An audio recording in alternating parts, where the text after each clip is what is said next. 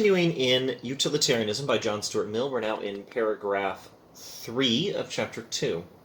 Mill says, "Now such a theory of life excites in many minds, and among them in some of the most estimable in feeling and purpose, inveterate dislike.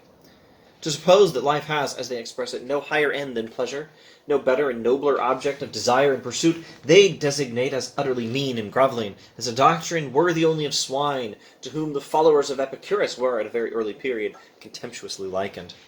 And modern holders of the doctrine are occasionally made the subject of equally polite comparisons by its German, French, and English assailants." Alright, so, the Epicureans are something like ancient precursors to modern utilitarianism. The way Mill talks about the Epicureans, I think he would classify them as utilitarians. They accept this fundamental principle, the theory of life on which utilitarianism is based, that the purpose of life is happiness, happiness being understood as the presence of pleasure and absence of pain. And they thought that what is right is what makes the greatest happiness. So the Epicureans were, to that extent, good utilitarians. They're not perfect.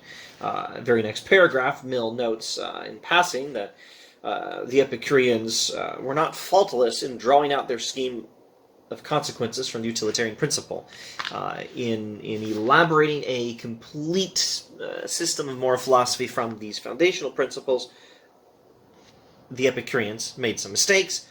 To do this in any sufficient manner, many Stoic as well as Christian elements required to be included, and we may come to the Christian elements. We'll definitely come to the Christian elements later in this series, maybe also the Stoic elements.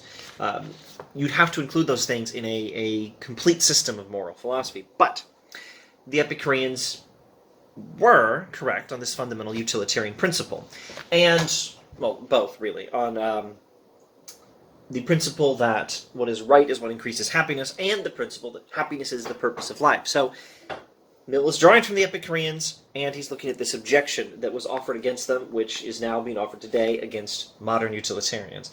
The objection is that you people who say, you Epicureans, you modern utilitarians, who say that pleasure is the purpose of life, you are reducing human beings to the level of pigs.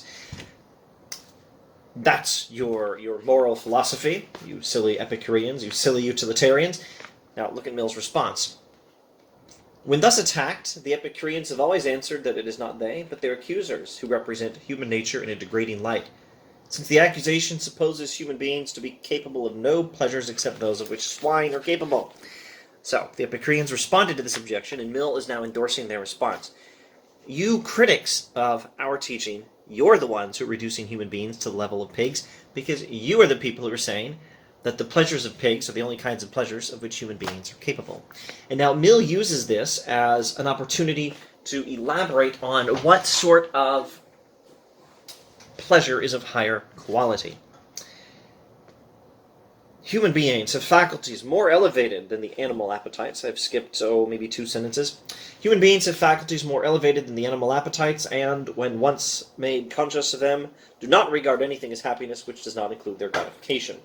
And then he mentions that the Epicureans did have some flaws, etc., etc. But there is no known Epicurean theory of life which does not assign to the pleasures of the intellect, of the feelings and imagination, and of the moral sentiments a much higher value as pleasures than to those of mere sensation. In other words, the Epicureans recognize the superiority of intellectual pleasures over physical pleasures.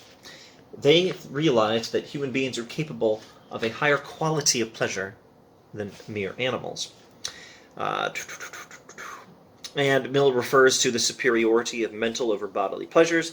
He mentions that the utilitarian philosophers, I imagine here he has in mind Jeremy Bentham, his recent predecessor. The utilitarian philosophers have made a good case that mental pleasures are of greater quantity than physical pleasures. Intellectual or mental pleasures are of superior quantity. There's more of them, or at least there can be if you go about life properly.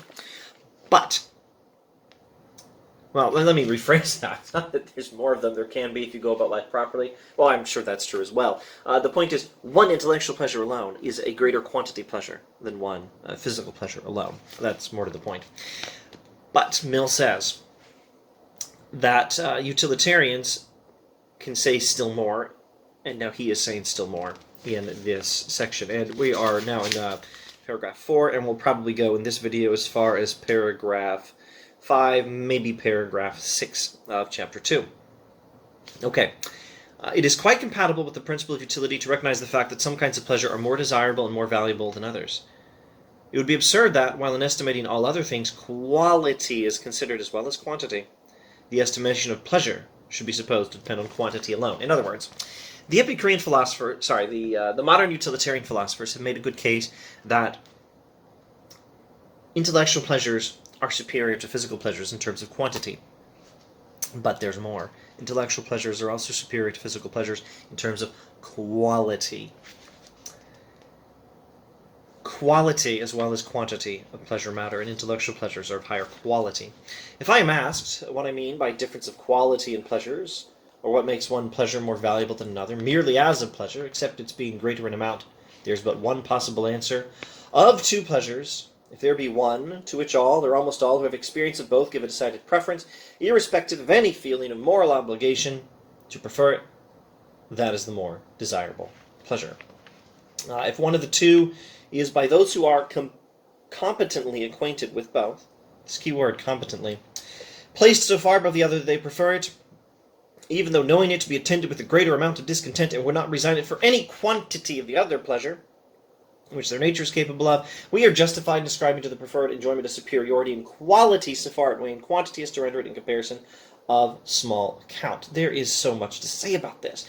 Okay, let's first summarize what we have so far. Okay, so Mill in chapter 2 responds to various objections to utilitarianism and misunderstandings, and I think all the objections are themselves rooted in some misunderstanding. And he uses these misunderstandings, these objections, as an opportunity to clarify and develop his theory of utilitarianism. This is the second objection he's dealing with, the objection that was leveled also against the ancient Epicureans. And he draws from their response to point out that human beings are capable, although pleasure is the purpose of life, sure, human beings, well, happiness conceived as having pleasure and not having pain, human beings are capable of better pleasures than those of mere animals. And utilitarians, not their critics, are the ones who recognize the dignity of the human being as a being capable of higher pleasures than a mere animal. Now, the superiority of mental over physical pleasures is the key point, and he's now elaborating on utilitarianism, and though he doesn't mention it, he's developing utilitarianism and improving on the utilitarianism of his predecessor, Jeremy Bentham, another modern English utilitarian philosopher. He's improving on Bentham by explaining that the quality of pleasure matters just as much as quantity. In fact, more than quantity. Quantity of pleasure still matters, but quality of pleasure matters more. And intellectual pleasures are of higher quality than physical pleasures. Now, how do you know what is a higher quality pleasure? The criterion is empirical. This is a moral empiricism. We know what's right by experience. Maybe the standard way of thinking through this is just to observe that Mill is what we call a consequentialist. He thinks that what is right is what brings about the greatest consequences. He, unlike someone like Kant, doesn't think you could know what's right by sitting and thinking. You know what's right from experience. We know what brings about the greatest consequences, the best consequences, from human experience, in which we've learned what sort of consequences follow from a particular kind of action, or a particular kind of character. Character and action matter as well. Character matters as well as actions. We'll no doubt get to that later in this series. Okay, so, that's Mill as a moral empiricist. That's a good introduction to the idea of moral empiricism. You know what's right from experience, because it's from experience that you know what sort of consequences follow from a particular kind of action or a particular kind of character. Well, there's more to moral empiricism than just that. Here's one more thing. Experience is also how you know which kind of pleasure is superior to another. A person who has experienced two kinds of pleasures can tell you which is of the higher quality. And you know it's of a higher quality if the person would choose any quantity of one pleasure over any quantity of another. So, let's use a good example. I'm well acquainted with two kinds of pleasure. I'm well acquainted with the pleasure of tea. I'm well acquainted with the pleasure of iron Buddha, of English breakfast, of other English breakfast, of Earl Grey, Lady Grey, Irish breakfast. Actually, this is not the best Oh, actually, maybe they're not making their Earl Grey with real bergamot oil now, Twinings. I should review the situation.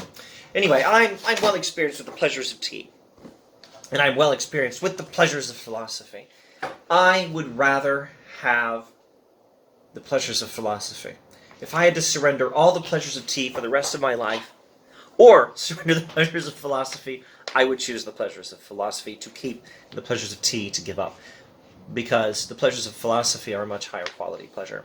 Or rather, to stick closer to the text here, you can know that the pleasures of philosophy are a higher quality pleasure, because let me begin this sentence again. You can know that the pleasures of philosophy are a higher quality than the pleasures of tea, because I, who am well acquainted with both, would choose the pleasures of philosophy over the pleasures of tea, if I had to choose. Fortunately, I don't have to choose. So, I think we want to look at one, maybe two, maybe three more sentences. In fact, we may go all the way through the end of this next paragraph. I think this video will take us all the way through the end of paragraph 1, 2, 3, 4,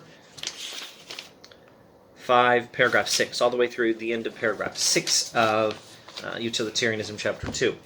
There's maybe three more sentences we want to look at. Oh, maybe more than three in that final paragraph of this video. Paragraph 6. Before we do, let's look at one possible objection and clarify what are intellectual pleasures anyway.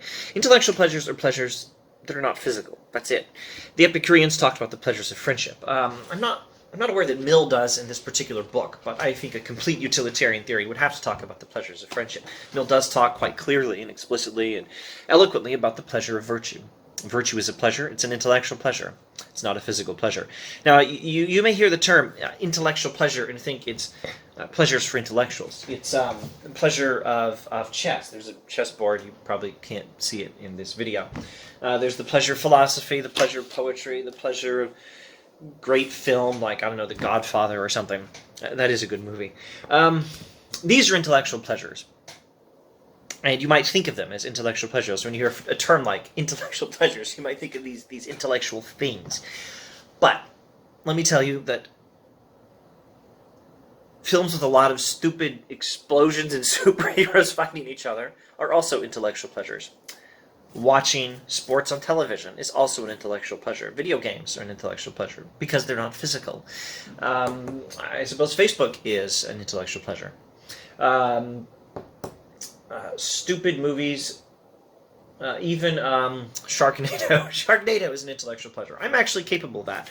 I'm capable of a very high degree of a very high quality of philosophical pleasure, but that doesn't mean I'm cultured. I am also capable of enjoying Sharknado films 1 through, I don't know, I think I saw 1 through 6, but 6 I didn't enjoy all that much. These are also intellectual pleasures. Intellectual pleasures, the point is, are not for intellectuals only. Intellectual pleasures are pleasures that are not physical. They're pleasures of the mind. Okay. Now let's look at this objection. What about someone who says, I tried Shakespeare, and I tried illegal drugs. I tried both of them in high school. They made me read Romeo and Juliet or Hamlet or something in high school. I didn't enjoy it at all. I did enjoy the drugs. Therefore, I say, having experienced both things, intellectual pleasures are inferior. I would choose the drugs over Shakespeare, given the choice. I choose physical pleasures over intellectual pleasures. What about someone who says this? Well, keep in mind what Mill says. What was that key word? If one of the two is, by those who are competently acquainted with both, placed so far above the other that they prefer it, etc., etc. Competently acquainted. And it's acquaintance with the pleasure, not merely acquaintance with some thing or some activity that the pleasure involves. Someone who's read Shakespeare and never enjoyed it, and has tried illegal drugs and enjoyed them, and says, this is why I prefer physical to intellectual pleasures, obviously has never experienced the pleasure of reading Shakespeare. Only someone who can say truthfully, I have experienced the pleasure of Shakespeare. I love reading Shakespeare. Only someone who can say that is actually competent to make this call. Now, not all of us are capable of all the intellectual pleasures. I don't think any of us is capable of all the intellectual pleasures, and some intellectual pleasures are of even higher quality than others, no doubt. Sharknado is not as high quality and intellectual pleasure as the pleasure of studying utilitarianism by John Stuart Mill. I'll tell you that. I think I'm competent to make that call. Those who are equally acquainted, now moving to the 6th paragraph, those who are equally acquainted with and equally capable of appreciating and enjoying both do give a most marked preference to the manner of existence which employs their higher faculties. Human beings have higher faculties, and the pleasures that use our higher faculties, like reason, are higher pleasures.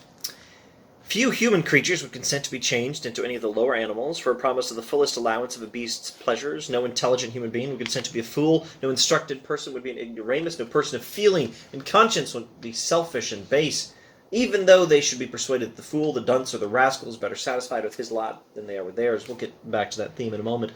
Etc., etc. A being of higher faculties requires more to make him happy. Etc., a sense of dignity which all human beings possess in one form or other, etc. There's another passage later on. Yes, we'll save it perhaps for the next video.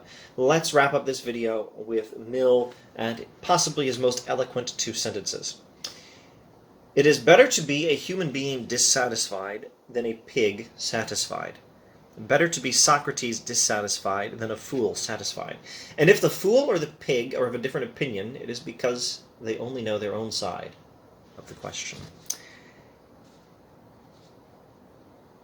And anyone who has experienced the pleasures of a fool, the pleasures of Socrates in his pursuit of wisdom, will be able to tell you which is better. And anyone who's experienced the sort of pleasures a pig is capable of, I suppose that would involve eating a lot of food, and the sort of pleasures of which a human being is capable of. Anyone who's really experienced both kinds of pleasures, anyone who is competently acquainted with both, will tell you which is better. And if the fool or the pig has a different opinion, it's because they haven't actually experienced those higher forms of pleasure. More on quality of pleasure in the next video.